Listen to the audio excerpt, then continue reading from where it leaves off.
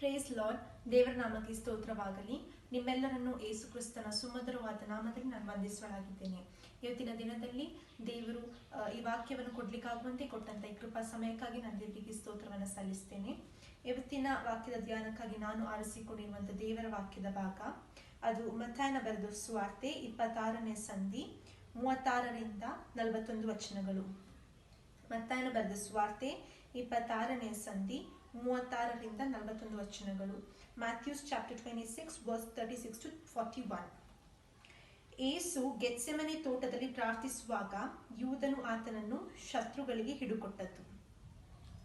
ಅನಂತರ ಯೇಸು ತನ್ನ ಶಿಷ್ಯರ ಸಂಗಡ ಗೆತ್ಸೆಮನೆ ಎಂಬ ತೋಟಕ್ಕೆ ಬಂದು ಅವರಿಗೆ, ಇಲ್ಲೇ ಕೂತುಕೊಳ್ಳಿರಿ, ನಾನು ಅತ್ತಲಾಗಿ ಹೋಗಿ ಪ್ರಾರ್ಥನೆ ಮಾಡಿ ಬರುತ್ತೇನೆ ಎಂದು ಹೇಳಿ ಪೇತ್ರನನ್ನು ಜೆಬೆದಾಯನ 2 ಮಕ್ಕಳನ್ನು ಕರೆದುಕೊಂಡು ಹೋಗಿ ದುಃಖಪಟ್ಟು ಮನಗುಂದಿದವನಾದನು ಮತ್ತು ಅವರಿಗೆ, ನನ್ನ ಪ್ರಾಣವು ಸಾಯುವಷ್ಟು ದುಃಖಕ್ಕೆ ಒಳಗಾಗಿದೆ, ನೀವು ಇಲ್ಲೇ ಇದ್ದು ನನ್ನ ಸಂಗಡ ಎಚ್ಚರವಾಗಿರಿ ಎಂದು ಹೇಳಿ ಸ್ವಲ್ಪ ಮುಂದೆ ಹೋಗಿ ಬೋರಲ ಬಿದ್ದು, ನನ್ನ ತಂದೆಯೇ, ಸಾಧ್ಯವಾಗಿದ್ದರೆ ಈ ಪಾತ್ರೆಯು ನನ್ನನ್ನು ಬಿಟ್ಟು ಹೋಗಲಿ, ಹೇಗೂ ನನ್ನ ಚಿತ್ತದಂತಾಗದೆ ನಿನ್ನ ಚಿತ್ತದಂತೆಯೇ ಆಗಲಿ ಎಂದು ದೇವರನ್ನು ಪ್ರಾರ್ಥಿಸಿದನು.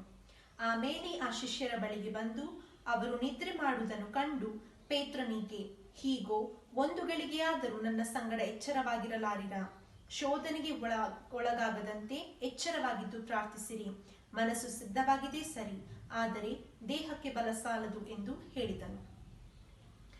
ಇಲ್ಲಿ ಯೇಸು ಸ್ವಾಮಿ ಶಿಷ್ಯರನ್ನ ಕರೆದುಕೊಂಡು ಗೆತ್ಸೆಮನೆ ತೋಟಕ್ಕೆ ಹೋಗ್ತಾನೆ. ಹೋದಂತ ಸಮಯದಲ್ಲಿ ಆತನ ಏನ್ ಮಾಡ್ತಾನೆ, ನೀವು ಬಾಕಿ ಶಿಷ್ಯರಿಗೆ ಹೇಳ್ತಾನೆ, ನೀವು ಇಲ್ಲೇ ಕೂತುಕೊಂಡು ಇರಿ, ನಾನು ಅತ್ತಲಾಗಿ ಹೋಗಿ ಪ್ರಾರ್ಥನೆ ಮಾಡಿ ಬರ್ತೇನೆ ಎಂಬುದಾಗಿ ಹೇಳಿ ಅವನೊಟ್ಟಿಗೆ ಪೇತ್ರನನ್ನು ಮತ್ತು ಜೆಬೆದಾಯನ 2 ಮಕ್ಕಳನ್ನು ಕರೆದುಕೊಂಡು ಹೋಗ್ತಾನೆ. ಯೇಸು ಸ್ವಾಮಿ ಅಲ್ಲಿ ಹೋಗಿ ಆ 3 ಶಿಷ್ಯರನ್ನ ಕರೆದುಕೊಂಡು ಹೋದಂತ ಸಮಯದಲ್ಲಿ ಅವರು ಇಲ್ಲಿ ಏನ್ ವಾಕ್ಯ ಏನ್ ಹೇಳಿ ಉಂಟು, ಕರಕೊಂಡು ಹೋಗಿ ದುಃಖಪಟ್ಟು ಮನಗುಂದಿದವನಾದನು. ಇಲ್ಲಿ ಶಿಷ್ಯರನ್ನ ಆತನು ಬಾಕಿ ಶಿಷ್ಯರನ್ನ ಅಲ್ಲೇ ಇಟ್ಟು ಇವರು 3 ಮಾತ್ರ ಕರ್ಕೊಂಡು ಹೋಗ್ತಾನೆ. ಆತನು ಏನ್ ಮಾಡ್ತಾನೆ, ದುಃಖಪಟ್ಟು ಮನಗುಂದಿದವನಾಗ್ತಾನೆ. ಯಾಕೆ ಆತನು ಮನಗುಂದಿದವನಾಗ್ತಾನೆ?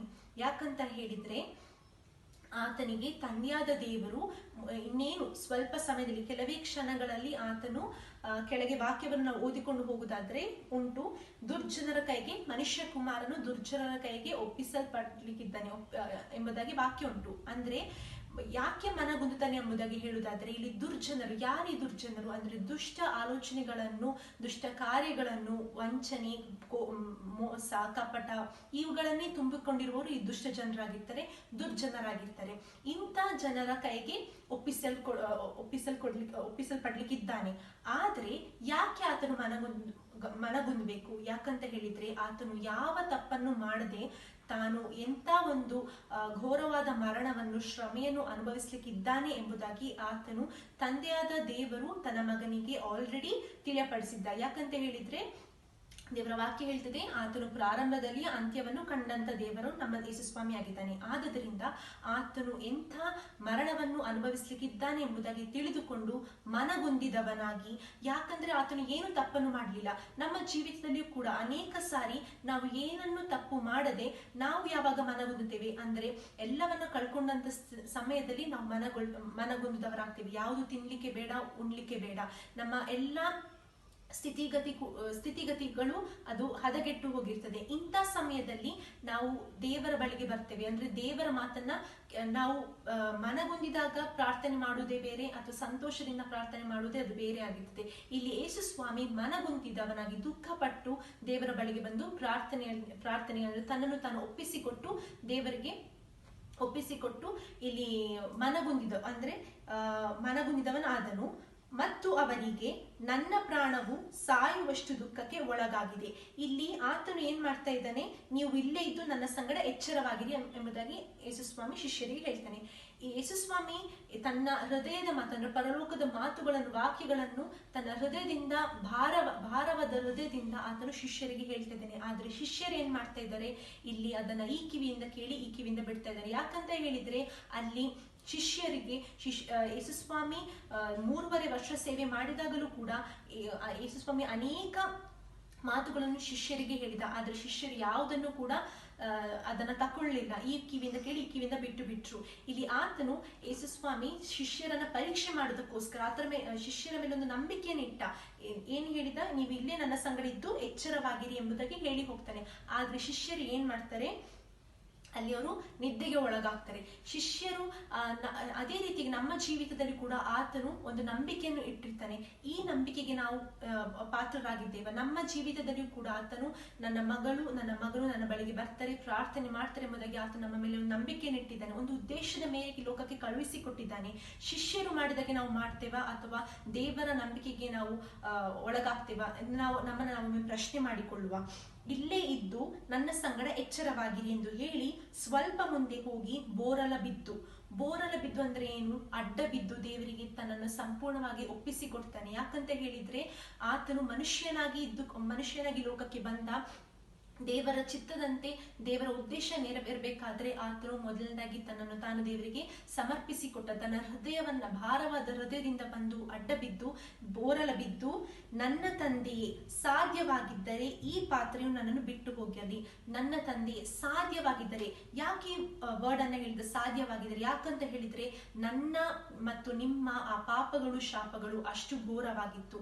ಆತನು ಯಾವ ರೀತಿಯಾದ ಮರಣವನ್ನು ಅನುಭವಿಸಬೇಕೆಂಬುದಾಗಿ ಆತನು ತಿಳಿದಿದ್ದರಿಂದ, ಅದು ಎಷ್ಟು ಘೋರವಾಗಿದೆ ಎಂಬುದಾಗಿ ಆತನು ನೋಡಿದ್ದರಿಂದ, ಆತನು ಸಾಧ್ಯವಾಗಿದ್ದರೆ ಈ ಪಾತ್ರೆಯು ಅದು ಏನಾಗಿದೆ? ಲೋಕದ ಜನರ ಆ ಪಾಪ ಮತ್ತು ಶಾಪದಿಂದ ತುಂಬಿಕೊಂಡಿದೆ. ಆ ಪಾತ್ರೆಯು ಶಾಪ ಮತ್ತು ಪಾಪಗಳಿಂದ ತುಂಬಿಕೊಂಡಿದೆ. ಈ ಪಾತ್ರೆ ಎಲ್ಲಿಂದ ಪ್ರಾರಂಭವಾಗಿದೆ? ಏದೇನ್ ತೋಟದಿಂದ ಆದಾಮನು ಯಾವ ಮಧ್ಯ ಮರದ ಹಣ್ಣನ್ನು ತಿನ್ನಬಾರದು ಎಂಬುದಾಗಿ ದೇವರು ಆಜ್ಞೆ ಮಾಡಿದ. ಯಾವಾಗ ಆ ಹಣ್ಣನ್ನು ಅವನು ತಿಂದನ, ಅಲ್ಲಿ ಆ ಪಾಪ ಮತ್ತು ಶಾಪ ಪ್ರಾರಂಭವಾಯಿತು. ಅದು ಇಡೀ ಲೋಕಕ್ಕೆ ಸ್ಪ್ರೆಡ್ ಆಯ್ತು. ಯಾಕಂತ ಹೇಳಿದ್ರೆ ಆ ಮರದ ಹಣ್ಣನ್ನ ಅವನು ತಿಂದ ನಂತರ ಅಲ್ಲಿ ಏನಾಯ್ತು? ಪಾಪ ಉಂಟಾಯಿತು. ಮದ್ಯದ ಮರವು ಶಾಪಗ್ರಸ್ತವಾಗಿತ್ತು. ಆ ಮರವು ಆಶೀರ್ವಾದವಾಗಬೇಕಾದ್ರೆ ಮತ್ತು ಶಾಪಗಳು ವಿಮೋಚನೆ ಆಗ್ಬೇಕಾದ್ರೆ ದೇವರು ಏನ್ ಮಾಡಿದ? ತನ್ನ ಮಗನನ್ನ ಮನುಷ್ಯನಾಗಿ ಈ ಲೋಕಕ್ಕೆ ಕಳುಹಿಸಿಕೊಟ್ಟ. ಮನುಷ್ಯನ ಮೂಲಕವಾಗಿ ಆ ಪಾಪ ಮತ್ತು ಶಾಪಗಳು ಅದು ನೀಗಿಸಲ್ಪಡ್ಬೇಕೆಂಬುದಾಗಿ ತನ್ನ ಒಬ್ಬನೇ ಮಗನನ್ನೇ ಲೋಕಕ್ಕೆ ಕಳುಹಿಸಿಕೊಟ್ಟ. ಆದ್ರೆ ಕಳುಹಿಸಿಕೊಟ್ಟಂತ ಸಮಯದಲ್ಲಿ ಏನ್ ಮಾಡಿದ್ರು ಜನರು? ಆತನನ್ನ ರಿಸೀವ್ ಮಾಡಿದ್ರ? ಇಲ್ಲ. ಆತನನ್ನ ಕೇವಲ ಅವರ ಅದ್ಭುತಗಳಿಗೋಸ್ಕರ ಮಾತ್ರ ಯೇಸು ಸ್ವಾಮಿಯನ್ನು ರಿಸೀವ್ ಮಾಡಿದ್ರು. ಆ ನೋವಿನಿಂದ, ಅಂದ್ರೆ ತನ್ನನ್ನ ರಿಸೀವ್ ಮಾಡಿಕೊಳ್ಳಿಲ್ಲ ಯಾರು ಕೂಡ. ದಾವೀದನ ಕುಮಾರನಿಗೆ ಜಯ ಎಂಬುದಾಗಿ ಹೇಳಿದ ಜನರೇ ಸ್ವಲ್ಪ ಸಮಯದ ಬಳಿಕ ಇವನನ್ನು ಶಿಲುಬೆಗೆ ಹಾಕಿರಿ ಎಂಬುದಾಗಿ ಕೂಗ್ತಾರೆ. ಆತನು ಎಲ್ಲವನ್ನು ತಿಳಿದಿದ್ದ. ಆದುದರಿಂದ ಮನನೊಂದು ಬೋರಲ ಬಿದ್ದು, ನನ್ನ ತಂದೆಯೇ ಸಾಧ್ಯವಾಗಿದ್ದರೆ ಈ ಪಾತ್ರೆಯು ನನ್ನನ್ನು ಬಿಟ್ಟು ಹೋಗಲಿ, ಹೇಗೂ ನನ್ನ ಚಿತ್ತದಂತಾಗದೆ ನಿನ್ನ ಚಿತ್ತದಂತೆ ಆಗಲಿ. ಯೇಸು ಸ್ವಾಮಿ ಏನ್ ಮಾಡಿದ? ಆತನಿಗೆ ಏನಾಗ್ತದೆ ಎಂಬುದಾಗಿ ತಿಳಿದಿದ್ದ. ಆದ್ರೂ ಕೂಡ ಎಷ್ಟು ಘೋರವಾಗಿದೆ ಎಂಬುದಾಗಿ ಗೊತ್ತಿತ್ತು. ಆದ್ರೂ ಕೂಡ ಕೊನೆಯದಾಗಿ ಏನ್ ಹೇಳಿದ? ನನ್ನ ಚಿತ್ತದಂತಾಗದೆ ನಿನ್ನ ಚಿತ್ತದಂತೆ ಆಗಲಿ ಎಂಬುದಾಗಿ. ಯಾಕಂತ ಹೇಳಿದ್ರೆ ಇದು ದೇವರ ಉದ್ದೇಶವಾಗಿತ್ತು. ನನ್ನ ಮಗನ ಮೂಲಕವಾಗಿಯೇ ಇಡೀ ಲೋಕದ ಪಾಪಗಳು ಶಾಪಗಳು ನೀಗಿಸಲ್ಪಡ್ಬೇಕೆಂಬುದಾಗಿ ಆತನು ಏನ್ ಮಾಡಿದ? ಆ ಮಧ್ಯದ ಎಲ್ಲಿ ಪ್ರಾರಂಭವಾಯಿತಾ? ಏದೇನ್ ತೋಟದಿಂದ ಪ್ರಾರಂಭವಾದಂತ ಆ ಪಾಪ ಮತ್ತು ಶಾಪ ಗೆತ್ಸೆಮನೆ ತೋಟದಲ್ಲಿ ಅದು ಎಂಡ್ ಆಯ್ತು. ಯಾಕಂತ ಹೇಳಿದ್ರೆ ಇಲ್ಲಿ ದೇವರ ಚಿತ್ತವೇ ನೆರವೇರಬೇಕು.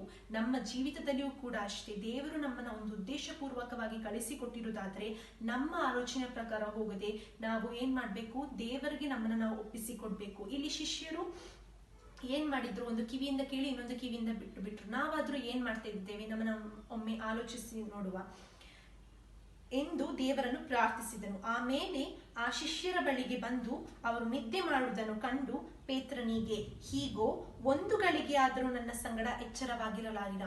ಈಗ ನಾವು ಪ್ರಶ್ನೆ ಮಾಡಿಕೊಳ್ಳುವ, ಈ ಶ್ರಮೆ ದಿನದಲ್ಲಿ ನಾವಿದ್ದೇವೆ. ಅಂದ್ರೆ 40 ದಿನ ಶ್ರಮೆ ದಿನ ಅಂತೆ. ನಮ್ಮ ಜೀವಿತ ಈಗ ಯಾವ ರೀತಿಯಾಗಿ ಆಗಿದೆ ಅಂತ ಹೇಳಿದ್ರೆ, ಉಪವಾಸ ಮಾಡುದು ಅಥವಾ ಆಲ್ಕೋಹಾಲ್ ಬಿಡುದು, ಸ್ಮೋಕಿಂಗ್ ಬಿಡುದು, ಇದೆಲ್ಲವೂ ಕೂಡ, ಮಾಂಸ ಮೀನು ಬಿಡುದು, ಇದೆಲ್ಲವೂ ಕೂಡ ಬೈಬಲ್ ನಲ್ಲಿ ಇಲ್ಲದಂತ ಸಂಗತಿಗಳನ್ನ ನಾವು ಮಾಡ್ತಾ ಇದ್ದೀವಿ. 40 ದಿನ ಶ್ರಮೆ ಎಲ್ಲವನ್ನು ನಾವು ಮಾಡ್ತಾ ಇದ್ದೀವಿ. ಸಾಂಪ್ರದಾಯಿಕವಾದ ಬದುಕನ್ನು ನಾವು ಮಾಡ್ತಾ ಇದ್ದೇವೆ. ಆದ್ರೆ ನಮ್ಮ ದೇವರಿಗೆ ಈ ಸಾಂಪ್ರದಾಯಿಕವಾದ ಬದುಕು ಬೇಡ. ನನ್ನ ಮತ್ತು ನಿಮ್ಮ ಹೃದಯ ಬೇಕಾಗಿದೆ. ನಾವು ಯಾವಾಗ ಹೃದಯದಿಂದ ನನ್ನ ಯೇಸು ಸ್ವಾಮಿ ನನಗೋಸ್ಕರ ನಮಗೋಸ್ಕರ ಯಾವ ರೀತಿಯಾಗಿ ತನ್ನನ್ನೇ ತಾನು ಒಪ್ಪಿಸಿಕೊಟ್ಟಿದ್ದಾನ, ನಾವು ಪಡ್ಬೇಕಾದಂತ ಶ್ರಮವನ್ನ ನಾವು ಶಿಲುಬೆಗೆ ಜಡಿಯಲ್ಪಡ್ಬೇಕಿತ್ತು ಅಂತ ಸಂಗತಿಗಳನ್ನ ತಾನು ಹೊತ್ತುಕೊಂಡು ನೀತಿವಂತನಾಗಿರುವಂತ ಯೇಸು ಸ್ವಾಮಿ ನಮ್ಮ ಅನೀತಿವಂತಿಕೆಗಳಿಂದ ಆತನು ಎಲ್ಲಾ ಪಾಪಗಳನ್ನ ಶಾಪಗಳನ್ನು ಆತನು ಹೊತ್ತುಕೊಂಡ. ಆದುದರಿಂದ ಇವತ್ತಿನ ದಿನದಲ್ಲಿ ಎಷ್ಟಾಗಿ ಈ ವಿಷಯವಾಗಿ ನಾವು ಅದನ್ನು ಅರಿತುಕೊಳ್ತಿದ್ದೇವೆ, ನಾವೇನ್ ಮಾಡ್ತಾ ಇದ್ದೇವೆ, ಸಾಂಪ್ರದಾಯಿಕವಾಗಿಯೇ ನಮ್ಮ ಜೀವಿತವನ್ನ ನಾವು ಕಳೆದುಕೊಳ್ತಾ ಇದ್ದೇವೆ. ಅದು ಉಪವಾಸ ಪ್ರಾರ್ಥನೆ ಮಾಡುವಂಥದ್ದು ಅಥವಾ ಅದು ಕೇವಲ ಆ 40 ದಿನದಲ್ಲಿ ಮಾತ್ರ ಮಾಂಸ ಮೀನು ಬಿಡುವುದು, ಇದು ದೇವರಿಗೆ ಬೇಡ. ನನ್ನ ಮತ್ತು ನಿಮ್ಮ ಹೃದಯ ದೇವರಿಗೆ ಬೇಕಾಗಿದೆ. ಆದ್ದರಿಂದ ಇವತ್ತಿನ ದಿನದಲ್ಲಿ ನಾವು ಒಮ್ಮೆ ಆಲೋಚನೆ ಮಾಡುವ, ಎಷ್ಟಾಗಿ ನಾವು ದೇವರಲ್ಲಿ ಪ್ರಾರ್ಥನೆ ಮಾಡ್ತಿದ್ದೇವೆ, ಎಷ್ಟಾಗಿ ನಾವು ಏನ್ ಮಾಡ್ತಿದ್ದೇವೆ ಅಂತ ಹೇಳಿ ನಾವು ದಿನಾಲು ಯೇಸು ಸ್ವಾಮಿಯನ್ನ ಶಿಲುಬೆಗೆ ಜಡಿತಲೇ ಇದ್ದೇವೆ, ಆತನಿಗೆ ಅವಿಧೇಯರಾಗ್ತಾ ಇದ್ದೇವೆ, ಆತನ ಮಾತನ್ನ ಕೇಳದೆ ಆತನು ನಮ್ಮ ಮೇಲೆ ಇಟ್ಟಿರುವಂತ ನಂಬಿಕೆಗೆ ನಾವು ಮೋಸ ಮಾಡ್ತಿದ್ದೇವಾ? ಶಿಷ್ಯರು ಹೇಗೆ ಮೋಸ ಮಾಡಿದ್ರು? ಶಿಷ್ಯರ ಮೇಲೆ ಒಂದು ನಂಬಿಕೆಯನ್ನು ಇಟ್ಟಿದ್ದ, ನನ್ನ ಕೂಡ ಇದ್ದುಕೊಂಡು ಪ್ರಾರ್ಥಿಸಿರಿ ಎಂಬುದಾಗಿ. ಯಾರು ಶಿಷ್ಯರಲ್ಲಿ ಏನ್ ಮಾಡಿದ್ರು? ನಿದ್ದೆ ಮಾಡಿದ್ರು. ಯಾಕಂತ ಹೇಳಿದ್ರೆ, ಈಗ 1 ಗಳಿಗೆ ಆದ್ರೂ ನನ್ನ ಸಂಗಡ ಎಚ್ಚರವಾಗಿರಲಾರಿರ. ಒಂದು ಗಳಿಗೆ ಅಂದ್ರೆ ಒಂದು ಕ್ಷಣ ಎಚ್ಚರವಾಗಿರಲಾರೆಂಬುದಾಗಿ ಆತನು ನೊಂದುಕೊಂಡು ಕೇಳ್ತಾನೆ. ನಮ್ಮ ಜೀವಿತದಲ್ಲಿ ನಾವು ಒಮ್ಮೆ ಪ್ರಶ್ನೆ ಮಾಡಿಕೊಳ್ಳುವ, ನಾವು ಇಡೀ ರಾತ್ರಿ ಮಲಗ್ತೇವೆ, ಬಾಕಿ ಸಮಯದಲ್ಲಿ ನಾವು ಆತನಿಗೆ ಎಷ್ಟು ಸಮಯನ ಕೊಡ್ತಾ ಇದ್ದೇವೆ? ಒಮ್ಮೆ ಪ್ರಶ್ನೆ ಮಾಡಿಕೊಳ್ಳುವ. ಬಾಕಿ ಎಲ್ಲವನ್ನ ಆತ ನಮ್ಗೆ ಸಾಕಿ ಸಲಹುವ ಆತನಾಗಿದ್ದಾನೆ, ಆದ್ರೆ ನಾವು ದೇವರಿಗೆ ನಾವು ವಿಧೇಯರಾಗ್ತಾ ಇದ್ದೀವ? ಆತನ ನಂಬಿಕೆಗೆ ನಾವು ಮೋಸ ಮಾಡ್ತಿದ್ದೀವ? ನಮ್ಮನ್ನ ನಾವು ಪ್ರಶ್ನೆ ಮಾಡಿಕೊಳ್ಳುವ.